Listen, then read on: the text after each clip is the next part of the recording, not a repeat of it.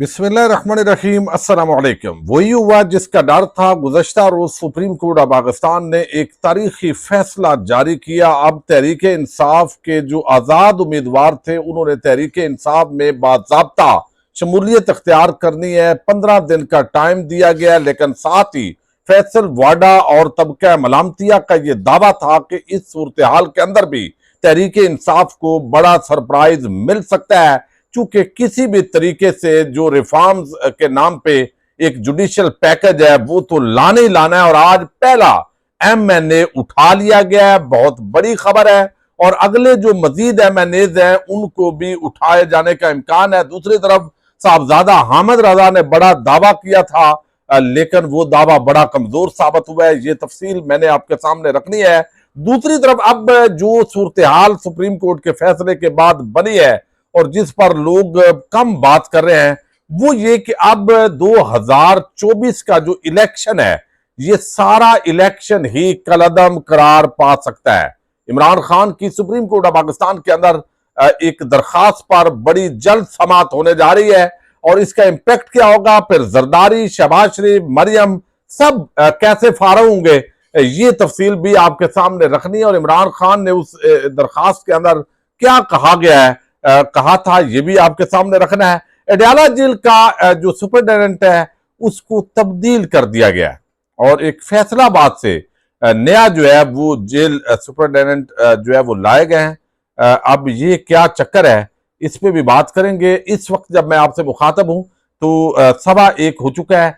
3 बजे जो है वो जुडिशियल कम्प्लेक्स के अंदर जो जज अफजल मजोका है उन्होंने इद्दत केस का फैसला सुनाना है, और जब ये वीडियो आपके सामने आए तो मुमकिन है ये फैसला आ चुका हो। ज्यादा तवक्को यही है कि ये फैसला जो है वो शायद बुशरा बीबी और इमरान खान के खिलाफ आए, ताकि कल जो तहरीक इंसाफ को एक खुशी मिली है उसको सोग में तब्दील किया जाए। और यह भी हो सकता है जज अफजल मजोका के जो रिमार्क्स हैं अब वो तो ये बताते हैं कि उनका भी जमीर जाग सकता है। बहरहाल ये फैसले पर हम तफसीली बात कर लेंगे, लेकिन इस वक्त अडयाला जेल के आपको इल्म है कि पिछले कुछ अरसे के अंदर कुछ अमले के अंदर तब्दीलियां हुई हैं। और पहले असद वड़ैच नामी एक शख्स था, और शाह महमूद कुरैशी हूं या दीगर हूं, जिन लोगों के साथ बदतमीजी की गई, बद तहजीबी की गई, तो अडयाला जेल का जो ये सुपरिटेंडेंट है उनका नाम आता है, और उन पर बड़ी तनकीद भी होती है। अब मामला ये है कि इसके पास कितने के इख्तियारात होते हैं।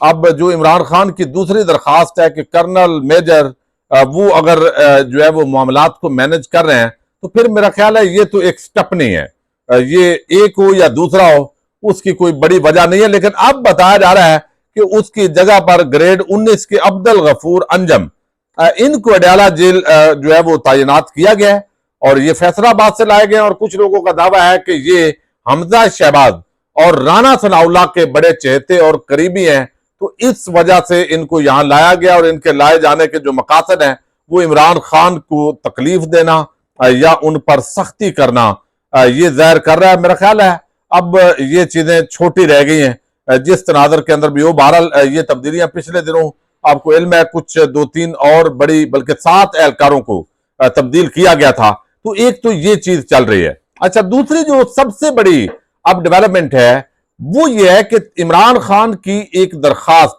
सुप्रीम कोर्ट ऑफ पाकिस्तान में ऑलरेडी पेंडिंग है, और उस दरखास्त के अंदर ये इस्तदा की गई है कि इलेक्शन 2024 में इलेक्शन कमीशन, निगरान हुकूमत और जो इदारे हैं उन्होंने मिलकर इसके अंदर मुदाखलत की, और लोगों को जो है वो सही तरीके से वोट का हक नहीं मिला। जहां मिला है जो लोग जीते हैं उनको हरवा दिया गया है, और इस पर बाकायदा इंक्वायरी होनी चाहिए, जुडिशियल कमीशन कायम करना चाहिए जो इन मामलात का जायजा ले, और अगर ये साबित होता है तो ये इलेक्शन कलअदम करार देने चाहिए। यानी इस तरफ ये मामलात जो है वो अब है।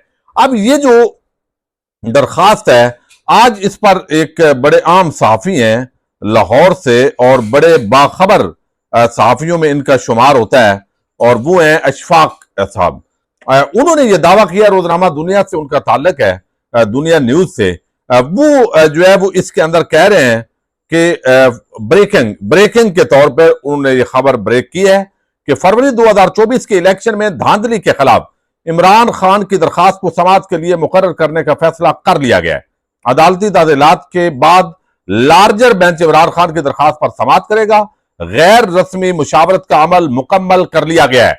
अब ये देखने को आपके लिए, बहुत सारे लोगों के लिए शायद ये मामूली खबर हो, लेकिन कल का जो सुप्रीम कोर्ट ऑफ पाकिस्तान का फैसला आया है उसके बाद ये सबसे बड़ी खबर है।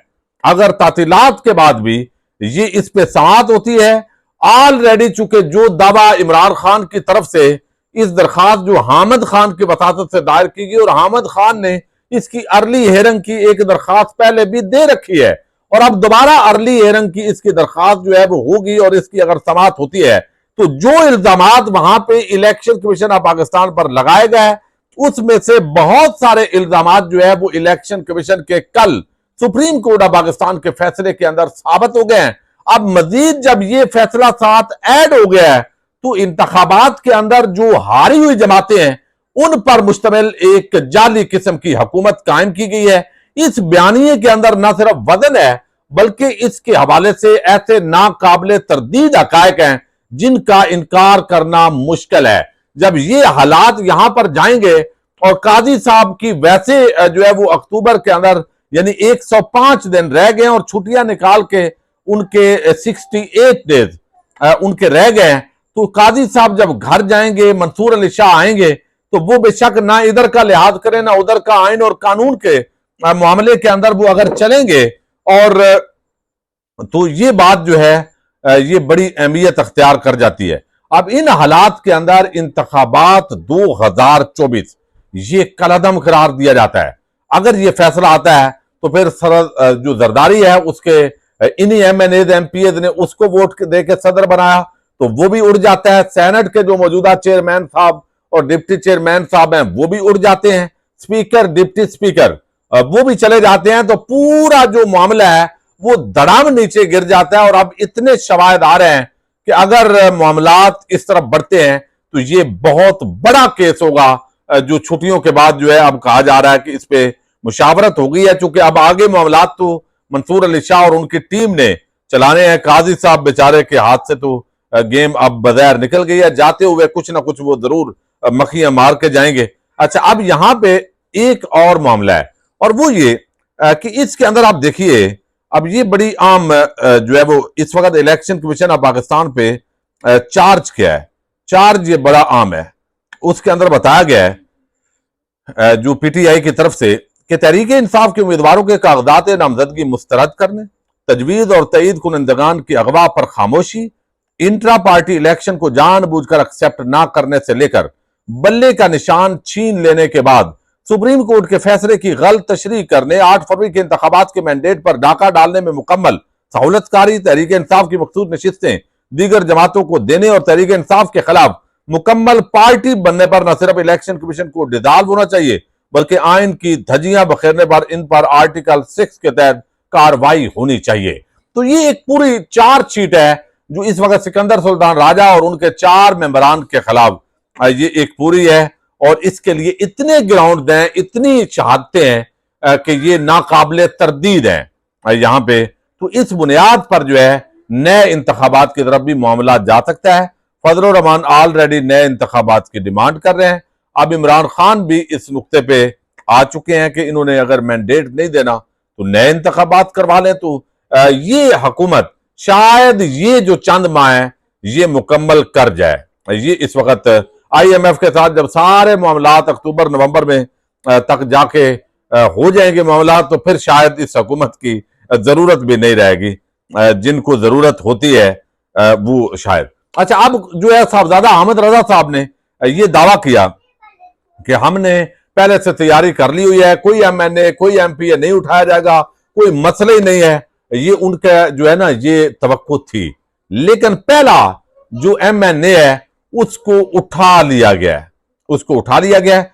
और ये है जी ये NA 180 है लिया से गालिबन मियां फयाज हुसैन, उनके भाई इंजीनियर मियां इफ्तिखार हुसैन। ये ऑफिशियल PTI ने इस पर ट्वीट किया है और बताया है कि यहां पे उनके जो भाई हैं इम्तियाज हुसैन छजड़ा, उनको रात गए DPO, ये कस्बा गुजरात है, पुलिस हमरा 3 पुलिस वैन और एक प्राइवेट कार पर सवार एहलकारों ने कस्बा गुजरात डेरे से बगैर FIR अगवा करके ले गए और उनके छोटे बेटे तजम्मल फयाज को लाहौर से अगवा कर लिया गया ताकि कल की अदालत आलिया के फैसले से घबराई हुकूमत MNA मियां फयाज हुसैन चचड़ा पर दबाव डालकर वफादारी तब्दील कराई जा सके। मियां फयाज हुसैन जो है वो उनके भाई जो है उनको और उनके बेटे को उठा लिया गया है, लेकिन ये इम्तियाज साहब जो है ये अभी तक नहीं उठाए जा सके, ये बच गए हैं। तो अब ये जो बाकी MNAs हैं, जो बाकी MPAs हैं, उनको अब ये देखना पड़ेगा। ये MNA को उठाने के लिए, यानी ये बच गए हैं लेकिन इनको उठाने के लिए पहली कार्रवाई अमल में लाई जा चुकी है और ये ऑफिशियल तरीके इंसाफ ने ट्वीट किया है। इसका मतलब है बाकी MNAs अगर वो MPAs आगे पीछे होंगे तो ये मैसेज शायद दिया गया कि फिर आपकी पूरी फैमिली, बच्चे उनको भी अगवा करेंगे, क्योंकि इस वक्त अदलिया और ताकतवर हलकों की एक ऐसी जंग शुरू है, न सिर्फ इमरान खान और एस्टैब्लिशमेंट की, बल्कि अदलिया के बेतौकीर करना है, उनके फैसलों को जूते की नोक पे रखना है और ताकत के बलबूते पर जो पाकिस्तान की आवाम के खिलाफ एक जंग शुरू है उसको आगे बढ़ाना है। तो ये बड़ी बदकिस्मती है जो मामलात अगर इस सतह पे पहुंचेंगे। पहले जो इस वक्त नफरत फैली हुई है उसकी ग्राउंड ये है कि लोगों के घरों पे हमले करना, रिश्तेदारों को उठा लेना, अगवा करना। तो ये पहली कार्रवाई है जिसकी बाकायदा तौर पर तस्दीक हो गई है। तो ये बहरहाल अफसोसनाक पहलू है। अब इद्दत केस के अंदर इस वक्त जुडिशियल कम्प्लेक्स के सामने इस वक्त सैकड़ों की तादाद के अंदर PTI के जो वर्कर्स हैं, खवातीन और मर्द, वो हजारों की तादाद में बल्कि अब हो चुके हैं और साथ ही जो है वो बड़ी तादाद के अंदर वकला, अरकान असम्बली। तो ये फैसला जो है ये भी पाकिस्तान की तारीख का एक अनोखा केस है और इसके अंदर बड़ा गंद डाला गया है। अब मजोका साहब कितना गंद और कालक मुंह पे मलते हैं या पूरे जिस्म पे मलते हैं, ये आप जब वीडियो देख रहे होंगे तो ये नतीजा भी पहुंच चुका होगा। अगली वीडियो में डिस्कस करेंगे। पाकिस्तान जिंदाबाद, पाक फौज पाइंदाबाद।